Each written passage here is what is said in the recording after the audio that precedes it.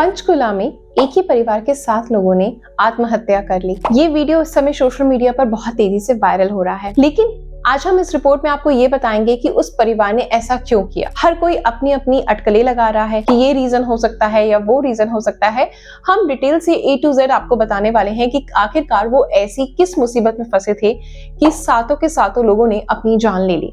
चलिए जानते हैं इस रिपोर्ट में और अपनी प्रतिक्रिया इस पूरी न्यूज को सुनने के बाद कमेंट सेक्शन में जरूर दीजिएगा। पंचकुला में सोमवार रात एक ही परिवार के 7 लोगों की मौत के बाद कल उनका अंतिम संस्कार कर दिया गया। इकट्ठा जली 7 चिताओं का दृश्य बेहद ही मार्मिक था। पूरे इलाके में सन्नाटा फैल गया था और इस केस को लेकर अब कई नई जानकारियां जो हैं वो सामने आ रही हैं। कल अंतिम संस्कार के वक्त मृतक और परिवार के मुखिया प्रवीण मित्तल के ससुर ने भी मीडिया से बातचीत करी और कई अहम खुलासे भी करे। ये बातचीत हम आपको सुनाएंगे, लेकिन उससे पहले थोड़ी नजर इस केस की कई जानकारियों पर डाल लेते हैं। पंचकुला पुलिस को प्रवीण मित्तल की गाड़ी में से एक नहीं बल्कि 2 सुसाइड नोट मिले। पहला नोट गाड़ी के डैशबोर्ड में था और दूसरा बैग में रखी एक डायरी के अंदर। सुसाइड नोट किसने लिखा, इसकी अभी जांच चल रही है, लेकिन सुसाइड नोट में आर्थिक तंगी का जिक्र किया गया है।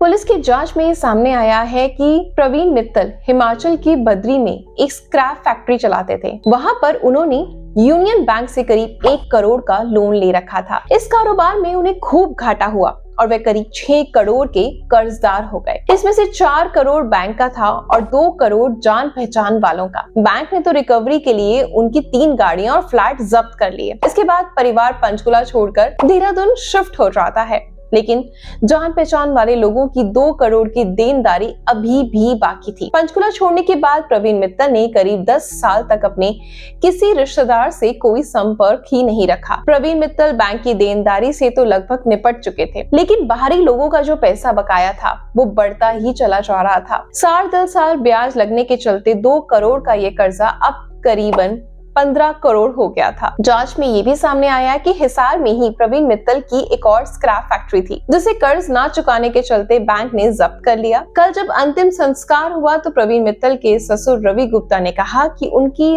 लड़की जो है वो मरी नहीं बल्कि मारी गई है। उसको काफी ज्यादा तंग करते थे परिवार वाले, और उन्होंने क्या कहा चलिए उन्हीं की जुबानी जानते हैं। अब यहाँ पर सबसे बड़ा सवाल ये उठता है कि सारे के सारे परिवार ने जो मरने की जगह थी वो आखिरकार पंचकुला ही क्यों चुना, और जो सिर्फ कर्जे की बात है सिर्फ वही में, और जो चीजें सामने आ रही हैं, मीडिया के सामने आ रही है, पूरी दुनिया के सामने आ रही है कि उनके ऊपर बहुत ज्यादा कर्जा था, इसी वजह से उन्होंने सुसाइड करा।